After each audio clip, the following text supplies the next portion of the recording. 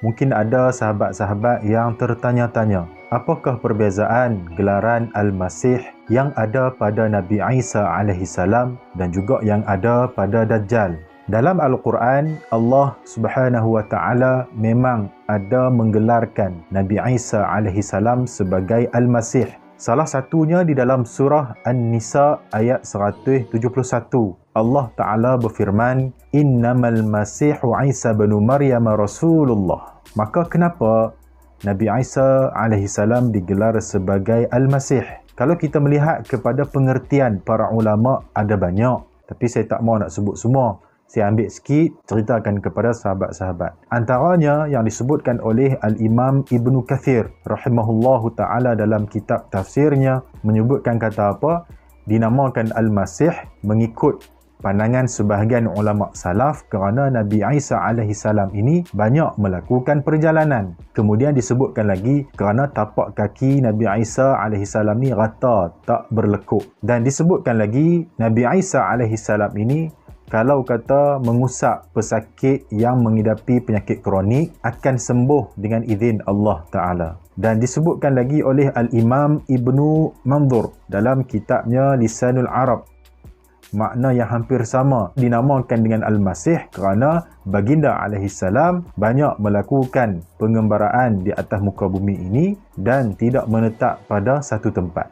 Dan disebutkan lagi kerana apa? Kerana Baginda alaihissalam ini mengusap dengan tangannya ke atas orang yang sakit, orang yang buta sejak dilahirkan, orang yang menderita penyakit kusta. InsyaAllah mereka ini sembuh dengan izin Allah Ta'ala. Maka ini antara pandangan para ulama kenapa Nabi Isa digelar sebagai Al-Masih. Ada satu lagi makhluk yang turut digelar sebagai Al-Masih, iaitu Al-Masihud Dajjal. Dalam Al-Quran tidak disebutkan, tetapi dalam hadis Nabi banyak menyebutkan tentang Al-Masihud Dajjal.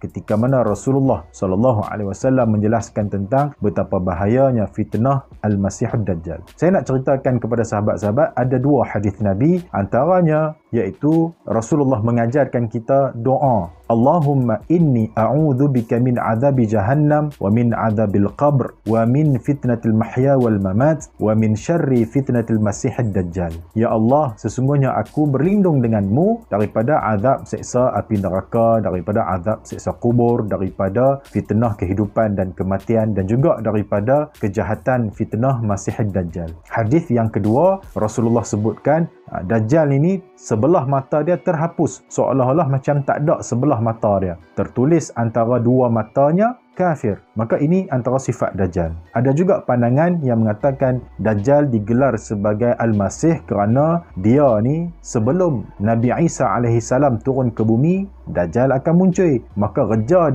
dia akan keliling dunia, masuk habis ke ceruk mana, kampung mana. Tugas dia membawa fitnah dan juga mengaku sebagai Tuhan. Dia tak boleh masuk dua kota je, iaitu kota Madinah dan juga kota Mekah. Tempat lain dia pergi habis. Maka dengan sebab dia banyak mengelilingi dunia, melakukan pengembaraan, maka dia juga digelar sebagai Al-Masih, iaitu seolah-olah macam dia menyapu ataupun dia mengusap bumi ini. Dan ada juga pendapat yang lain mengatakan Dajjal ini dia memang sengaja menggunakan gelaran Al-Masih kerana dia nak menipu manusia yang lain. Seolah-olah dia kata dialah penyelamat yang sebenar. Sedangkan yang kita tunggu ialah Al-Masih Isa bin Maryam. Tetapi Dajjal ini, yang kata perangai Dajjal ni, dia ni mengaku sebagai penyelamat. Tetapi dia ni penipu. Walaupun menggunakan gelaran yang sama, tapi dia penipu. Walaupun dia boleh melakukan perkara yang mencari adat, Allah Ta'ala memang beri kat dia keizinan. Dia boleh turunkan hujan kalau dia suruh. Dia boleh sekat hujan kalau dia